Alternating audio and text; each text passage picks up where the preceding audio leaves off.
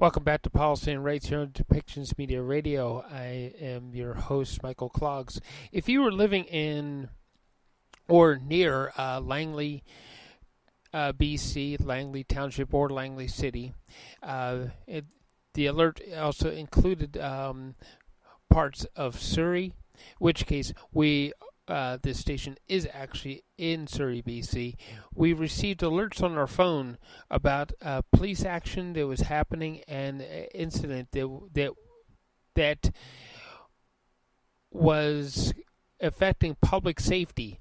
And in this next segment, Mike Farnworth, Minister of Public Safety and Solicitor General for British Columbia, is going to answer some questions about what happened today in Langley, BC.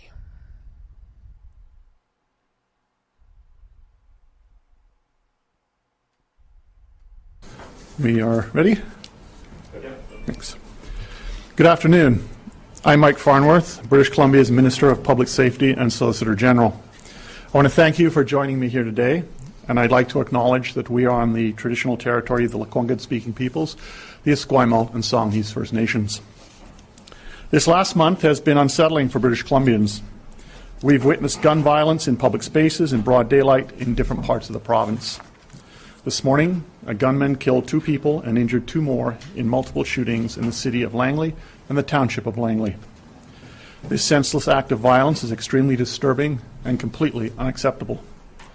My thoughts are with the victims, their loved ones, and the communities impacted by this despicable act. These people are members of our community, and I understand that British Columbians are worried and fearful when events like this happen in our neighborhoods. We don't know the motive behind the shootings. However, with today's tragic events, I want British Columbians to feel assured as more info becomes available, we will make that known to the public. I want to thank the Langley RCMP, the Lower Mainland Emergency Response Team, and all other first responders for their quick response. This remains an active police investigation, and it's important that the public continue to assist them in this work. Now, despite these tragic incidents, I want to reassure everyone that the police work hard every day to make British Columbia a safe place to live and to work and play. Every single member of the BC RCMP and all our independent municipal departments put themselves in the face of danger. They work hard 24 hours a day, 7 days a week to keep us safe. And their passion and commitment to public service is redoubled in the face of the types of events that we have witnessed in the last number of days. I want to thank you for joining me today and now able to take questions. Thank you. Thank you. A reminder to reporters on the line, please press *1 to enter the queue for the opportunity to ask a question and a follow-up. Our first question today comes from the room. We go first to Richard Zussman, Global News. The emergency alert was used. Will you be reviewing at all the way in which it was used in this circumstance? What do you make of the fact that in some places on Vancouver Island the alert was sent, but only the second alert without a mention of Langley that led to some confusion? And the fact that the alert only ended 3:30 this afternoon, sort of lingering after hours and hours. So will there be a review, and what do you make of those circumstances? Whenever there is a situation such as this, there's always investigation and there are always reviews. The police were dealing with a very fluid and dynamic situation. They have learned lessons from what happened in Nova Scotia and in Vanderhoof. This is only the second time in the province that an active shooter alert has been used. And so, of course, they will review how things were done and the way they were done. But the bottom line is this. They made decisions based on the information that they had, on the critical ensuring of public safety. The area where the shootings took place is a very high traffic area, very densely populated.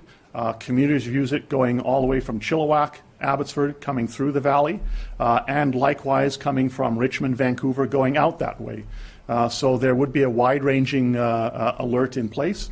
But as I said, reviews are always undertaken in situations such as this. Follow-up, Richard? Considering, and I know RCMP has clarified some of this, but in saying that it mentioned transient populations, Some advocates are concerned that these alerts won't get to transient populations because they often don't have smartphones or data on their phones. So in circumstances like this, will there be a consideration of changing the way that alerts are done? And feeling the heat that we're feeling now, what consideration is being given to potential alerts later this week for the heat levels that we're seeing across BC? I'll deal with both questions separately because while they're related, they are different.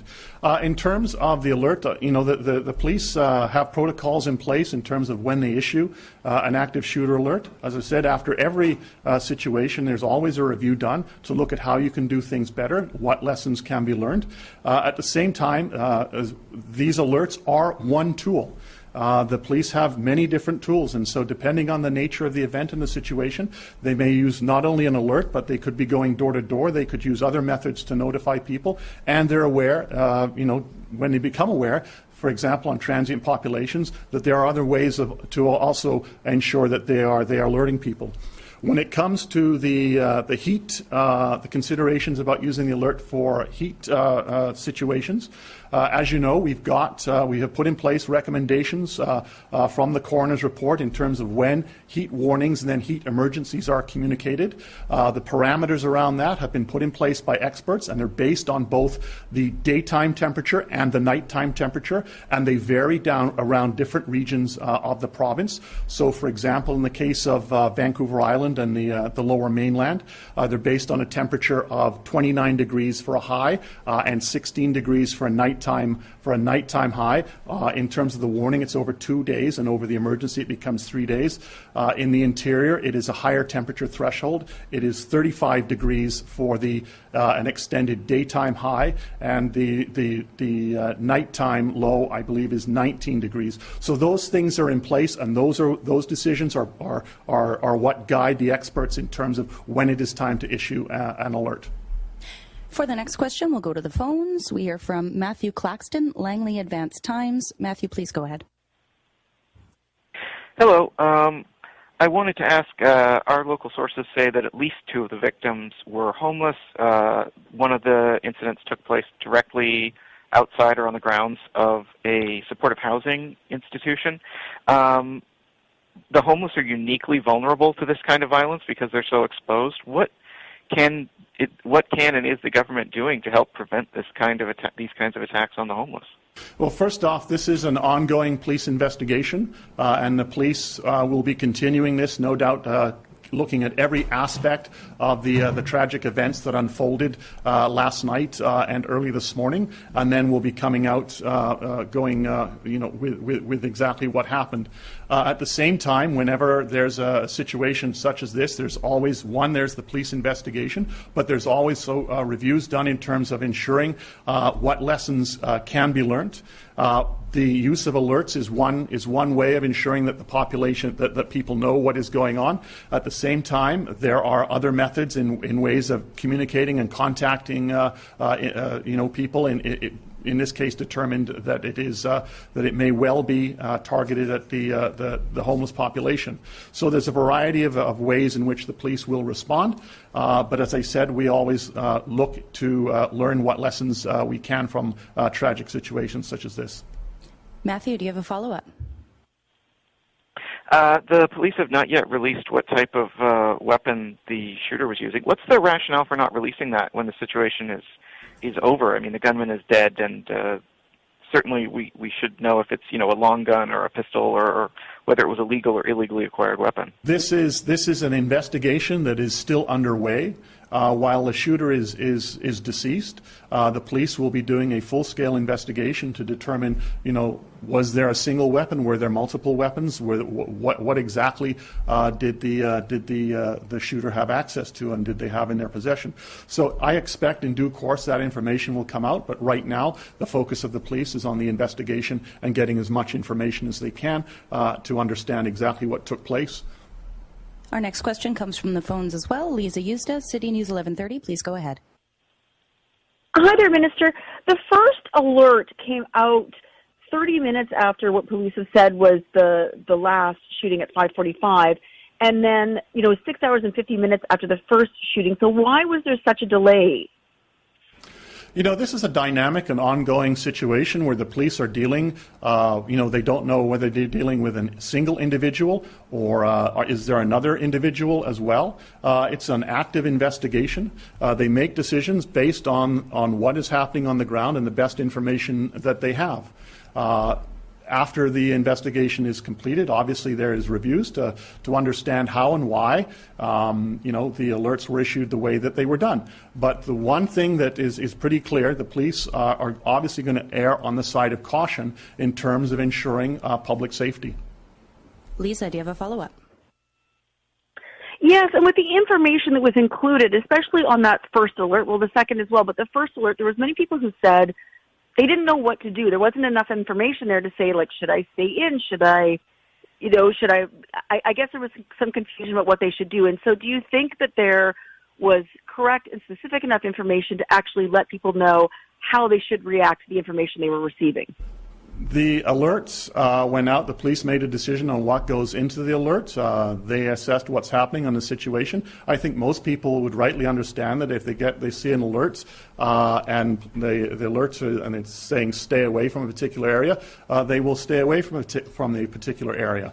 The alert was done on a broad base, recognizing that where the shootings took place was a very high traffic area with a significant commuting population taking place at that time, from all the way from Chilliwack and Abbotsford going west to people going east in that direction. So they put out the alerts and then they've made the decisions on what needed to be in the alert. And as I said, there's always reviews after. And we come back to the room for the last question. We go to Keith Baldry, Global News. Regarding yet another matter, the escape from the prison aided by those two bogus contractors, why hasn't the correctional facility, in efforts to identify these people, released at least a video still of their faces of these two individuals, or do they not have video coverage? This is a major criminal investigation involving high-profile escape from a correctional facility. The police are very much, involved in that investigation, and there may well be legitimate reasons why they have not released videotape at this point, and it's probably best to direct that question specifically to them. That being said, I have said that I expect answers to those questions because the public have those same questions as I do. But right now is a major investigation, and the police are handling that investigation. Follow-up, Keith?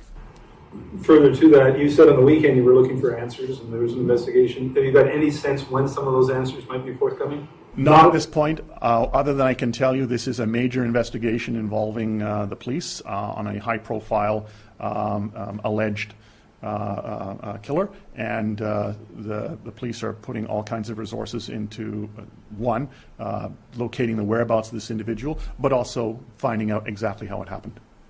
Thank you, everyone. That concludes